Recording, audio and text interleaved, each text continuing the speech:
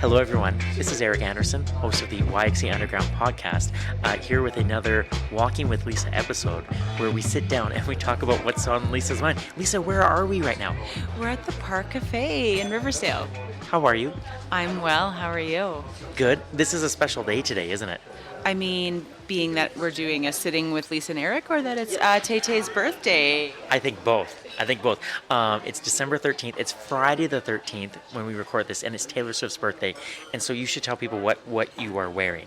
Oh my gosh, right? It's just some merch from the tour, from like the concert I went to. But I wore my pullover. Maybe one of the necklaces that we beaded at the concert, like the crazy overage Swiftie that I am. But yeah, just like representing. I love it. I did have some people ask, like, where was the Walking with Lisa episode in November? And I said, well, she's in Toronto with her bestie at Taylor Swift. So before I get to asking what's on your mind, how was the experience?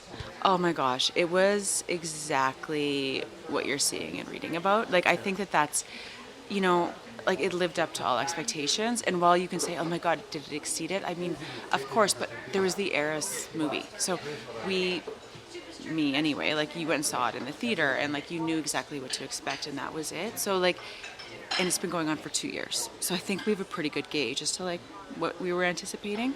So it's easy to overhype something. And so I think it's pretty remarkable when something lives up to these expectations that you hope and you want it to. It's so true. There's sometimes when I know I'm going to go see a concert, I won't look up on YouTube the footage or whatever. But her tour has been so public, and yet for it to meet those expectations, that says a lot about her and her team. Oh, it's remarkable. Like for 3.5 hours to watch what I will only call her as an elite athlete on that stage. Like everyone else got a break, but her. So just to see her just go and give for that amount of time, there was just so much else happening. And then, of course, the crowd. To be amongst that positivity, like that's something that I would say I've experienced seeing Brandi Carlile. That community has such like positivity and joy and kindness. And to be amongst that in crowds of 50,000 people where there was just no pushiness or snarkiness or impatience or aggression. It was just like everyone in sequence telling everyone how great they looked, waiting turns, and like that to me is just, we need more of that. Yeah, more of that. I'm so happy for you and Susan, your best friend, who was there because she turned 40 on the trip, right? Yeah, at midnight of the night that we went, she turned 40. So we were walking home through Nathan Phillips Square, and then the clock went off like midnight, so it's counting the 12 dings. And like, did I record it and make her do it the whole thing? And did it go longer than we both thought? Yes. Did we send it to our husbands? Of course. But no, it was really good. Oh, that's wonderful. Thank you for sharing. Lisa, what's on your mind these days? I think it's what's on everyone's mind, and it's like the C word, and it's not Christmas. Capacity. I feel like collectively we are in a deficit of capacity right now. Including myself, but it's like everyone I'm talking to is just like. I keep hearing that word from everyone. Like, I just don't have capacity. I have no capacity. I'm overwhelmed, burnt out for many reasons, and I think that's just what I've been thinking about, especially knowing like, what am I going to talk to Eric about? When the word capacity comes up to you in conversations, like what goes through your mind? Oh, first of all, it's like, oh my God, you too. So it's like this familiar narrative that I'm hearing or someone sharing, and I'm just thinking like, okay, yeah, that's exactly it. And it can be for like many different reasons. It's not even like my friends who are in the same seasons of life that I am. It seems to be like everyone for very different reasons are just feeling like if they are keeping their head above water, they're waiting to go under at any moment.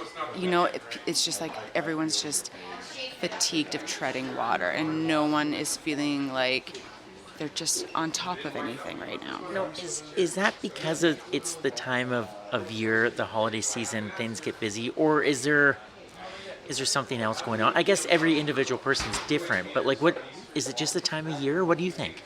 I mean, the time of year certainly doesn't help. Yeah. I think, like we know that this time of year creates, well, it creates a lot of excitement and magic. It creates a lot of stress and overwhelm. So that part of it, I mean, we're not surprised by it. It also happens every year. We are accustomed to that part of it. And I think when I'm talking to people, I'm hearing I'm like, and it's also December. We know to expect this. Like, that's layered on top of like whatever else is already going on. And so, of course, I'm like, what is this? And then more and more articles because, like, our phones listen to us. I won't go down the rabbit hole. Put on my tinfoil hat. But like about this whole thing of like self-care versus self-soothing. And this has been fascinating to me. Because I can already see your face being like, tell us what that means, Lisa. Let me tell you, Eric.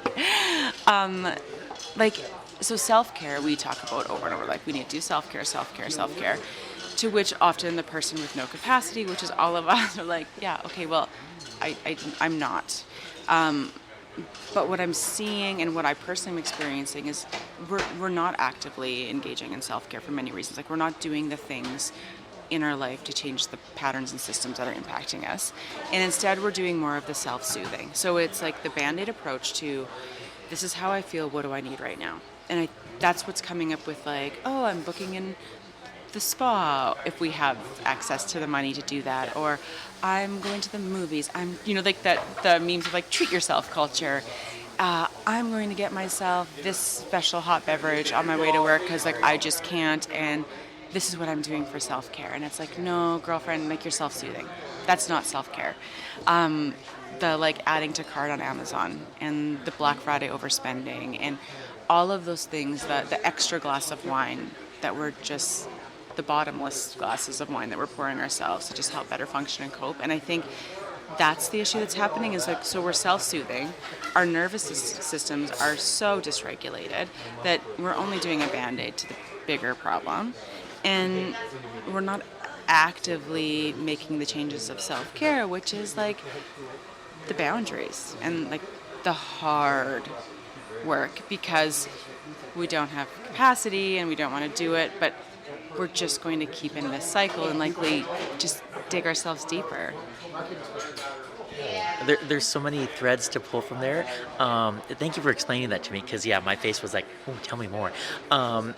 You're so right about, like, we know that this time of year is coming, so obviously our capacity was struggling in the September, October, November, and then it's only, it pushed to the limit in December. But you're so right about, you do see the self-care, and it's like, well, bubble bath and a glass of wine tonight, but I had never heard of self-soothing before, but that's totally what it is, Lisa. It's right, and so we're not like, we're never ever going after the broken systems, or fixing what's actually the problem.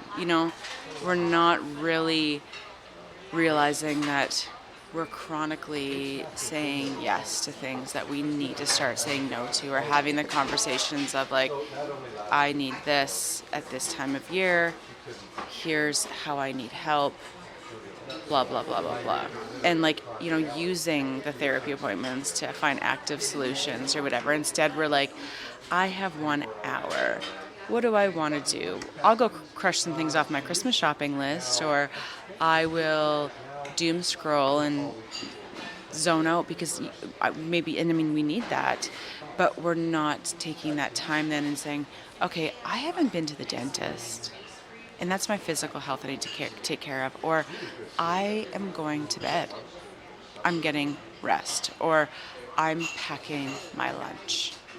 Because I need to just go back to my basic needs and figure out why I'm not doing this. Why am I not prioritizing this? And I mean, some of it's, of course, avoidance. Because self-soothing, it's like immediately feels good.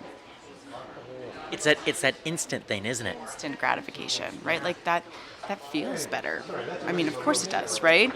Like watching the movie or, making sure I never miss an episode of Shrinking, which I love. Oh, so my wife is Jen's really into it, and so I am, sort of on the periphery, but then I'll sort of, yeah. So it's very good. Well, I don't want to get sidetracked, but we'll have to talk about drinking afterwards. Anyway, but yeah, it's. Oh, I'm totally sidetracked from the conversation. What were you saying, Lisa? No, I'm like, well, first of all, I'm talking about an amazing TV show that everyone must watch. I'm putting that on everyone's prescription list. But like how we're diving into like watching like that TV show and like because that's immediate, right? But maybe the thing that I really need is to go to bed and like go to sleep. And I'm not doing that. And I mean, I could be restless and there could be many reasons where I just need this and I just, I deserve this. And of course. But it goes back to that, like, we can't have it all at once. And so what do we want to do? And I think it's also important too, and I always will practice acknowledging my privilege, but like, it's also a privilege to self-soothe. When we have access to these opportunities and we're doing that, like, I can appreciate that there's a lot of privilege in like, you need to make sure that you eat. Well, not everyone even has access to that as self-care, right? But then I'm saying, oh, you should be choosing this over this. I get that, but at the same time, like what I'm hearing collectively is like, hard is hard. And so everyone has a capacity issue, no matter where they're at, whether they're with kids, without kids, working full-time, working part-time, like, it doesn't seem to matter where they are. Everyone is in this deficit, which then is like, that's a system problem now. Like, systemically, what are we doing? And what are we changing? And what are the patterns? And how are we going to call in this culture that is just like, add to cart, do more, add this, do this, as opposed to maybe like, what do we need to take away? How do we kind of strip it back to the basics and just have a healthier foundation? That's so wise of you. When you mentioned the word boundaries, it got me thinking of I supervise social work students at Sherbrooke, and a couple weeks ago I had a conversation with one of our social work students, along with our social worker. Her name is Angela. About the importance of boundaries and putting up boundaries, especially as a young social worker.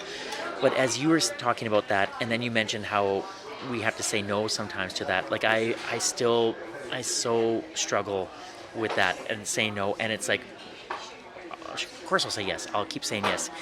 The people pleaser in me, but I'm excited to do things, and then you reach a point where you're like, oh my gosh, I haven't really had a good conversation with my wife in like a week because it's go. But it's my own fault. Like, I need to start setting boundaries. I guess that's hard for people, I think. For everyone. I mean, my good friend Ashley, she runs a counseling business, like Breland Counseling, and she's on Instagram, oh my gosh, she recently changed it from like the boundary therapist. We're going to have to edit this one because I'm butchering it totally. Sorry, Ash, why? I'm like, I just follow and love you. But basically her career, she's really niched into talking specifically about boundaries, because when you really strip away what so many people are seeking support for, what's overwhelming, a lot of it is coming back to that, where it's like, we just need help or a permission slip to say no. It's so nice when someone says, hey, you seem overwhelmed, overworked. It's like, I'm going to say no for you.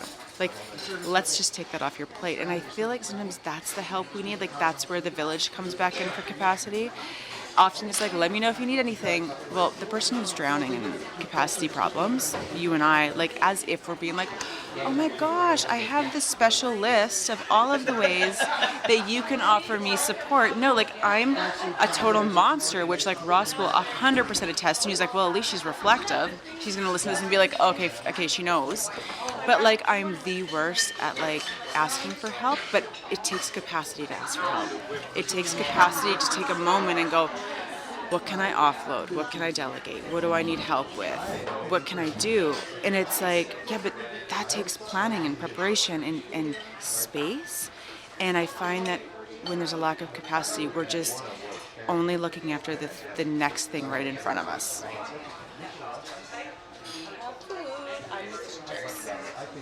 I'm the cheeseburger. Thank you, sir. Thank you. And like he arrived with our food and was like, oh my God, they're recording. I don't want to do this. Anyway, that was very kind of him, but he should have just been like, yo. Here's your food. Here's your food. Eat it. It smells very good, and it looks very good. I don't want to rush you at all, but like any, because I know you have to get back to work, and so do I. Any closing? This has been. I feel like this could be like a whole series about the capacity, but you're right in terms of just asking for help, but then that takes a little bit of planning too. But I do think that hopefully that's one takeaway from people that we'll get from this is like it's okay to ask for help if you're capable. I think that that's the biggest thing is like we need to get better at asking for help. And also if you are somebody who is in a season of capacity, it's then just being aware of even like how you're offering your assistance, right? So it's like, let me know if you need anything. No one's gonna ever let you know. And so it's like, do what you can, but also like, don't be the person, which I often am, who has no capacity, but then is overextending to everyone else. And then also coming home and probably having zero left too. And it's like shifting priorities to like, where's our priority hierarchy to? Because so many of us spend all of our days in our workplaces. And then, we come home and we have this whole other life. And what I will say is our most important jobs are at home. That's our most important work. And we're not having capacity to show up there. And I think we need to I know that we need to like flip that script a bit more where it's like, what am I doing to best set me up for my most important jobs? And whether that's ourselves, whether that's, our homes, and what does our day need to look like to make that work for us, as opposed to just going through the motions, coming home, and we're just kind of going through it all, and then wondering, it's like allowing stuff to happen to us, and not just going, okay, wait, stop. What is the thing that I need the most right now? And if you just start with that, I think it'll help. It will help. Yeah. I appreciate you carving out a little bit of your capacity to speak with me today because I know listeners love it, and selfishly I love it too. So thank you for doing this. I hope you have a wonderful Christmas and happy holidays and stuff. Will you be busy? Of course you'll be busy. Oh my gosh, right? Happy holidays to everyone. Ross's mom is flying in, and so she's going to be with us for 10 days, and it's been like too long, actually, and so it's so exciting that she's going to come be with us. The boys get to have Nana, and we just get to like have Christmas at home, and his mom will be here, and I just think it's going to be like a really nice, quiet, family-focused Christmas. Like I'm really excited. Yeah. I love it. Thank you, Lisa. And also thank you for the little, Lisa got me a poster from the Taylor Swift concert. So thank you, Lisa. You're welcome. I wanted to give Jenna like something that she'd be okay hanging up in the house. As opposed to some weird indie band. Exactly. Yes. Thank you. Jen. Merry Christmas, Ross. Thank you, Lisa. Bye.